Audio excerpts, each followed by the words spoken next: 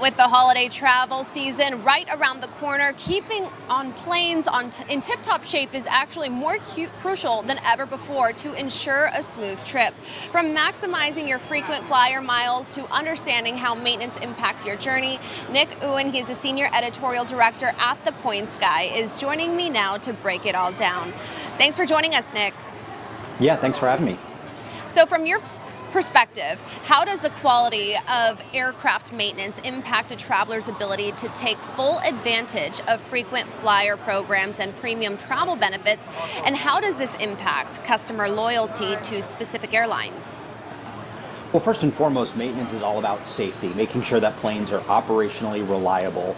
But that really translates down to the customer's experience, because if you have an unscheduled maintenance delay or cancellation, something that pops up that could have been avoided by that regularly scheduled maintenance, that can really lead to a negative perception. And it doesn't matter how frequent of a flyer you are, all it takes is one really bad cancellation experience, and all of a sudden you're going to be shopping around and looking at another airline. And when it comes to loyalty, obviously a lot of travelers are looking to put their points and miles to use this holiday season. If you redeem your points or your miles on a flight that then gets canceled because of maintenance, those miles essentially are just going to sit there. And again, that creates a really negative customer perception and may cause them to look at another airline and do business with another company.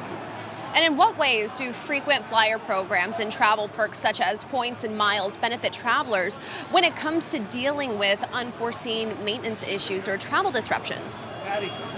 Well, first and foremost, if you have elite status with an airline, oftentimes you will be able to get maybe some added benefits, some additional perks, and be able to navigate some of those cancellations in a better way. But really, that top tier of status is really a relatively narrow margin of the number of travelers that are filling a plane. And airlines really need to have the majority of those seats filled by paying passengers, regardless of whether they have status or whether they even belong to their loyalty program. And ultimately, if there are really significant maintenance issues that cause widespread concerns, that can really impact a customer's willingness to travel with that airline again. So those premium perks we love all of those things, but sometimes it's those behind the scenes things like maintenance that oftentimes allow a traveler to utilize a lot of those benefits.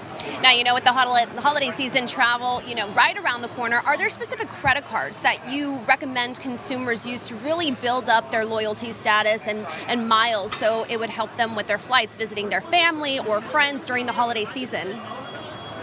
Well, it all depends on what you're looking to do with your rewards. If you're loyal to a particular airline, you want perks with that particular carrier. Oftentimes, a co-branded credit card like a Delta American Express card or an American Airlines MasterCard or a United Airlines Visa, those can give you perks like free checked bags and lounge access on some of the premium cards. But if you are more of a free agent and you're not loyal to one airline, those general travel rewards cards like a Chase Sapphire Preferred, an American Express Gold card, or a Capital One Venture card can really get you some nice perks. I'm a sucker for lounge access myself. I love having that place to relax before a flight. So I typically lean towards those premium perks. But really, it's a matter of asking what you really value and what you want the most out of your holiday travel this year. Now, we have about 60 seconds left here. Talk to me about what you think consumers should consider when it comes to making these purchases on their credit cards. What strategy do you implement when it comes to these sort of, big planned travel experiences, and how can they maximize those rewards? Well, there are various different credit cards that offer bonus points on a variety of purchases, not just travel, but your groceries, your pharmacy purchases, dining out at restaurants. So really looking at where you're spending your money and identifying where you're going to be earning the most bang for your buck. When it comes to travel purchases, one of the things that's often overlooked is looking at what protection benefits are built into your card.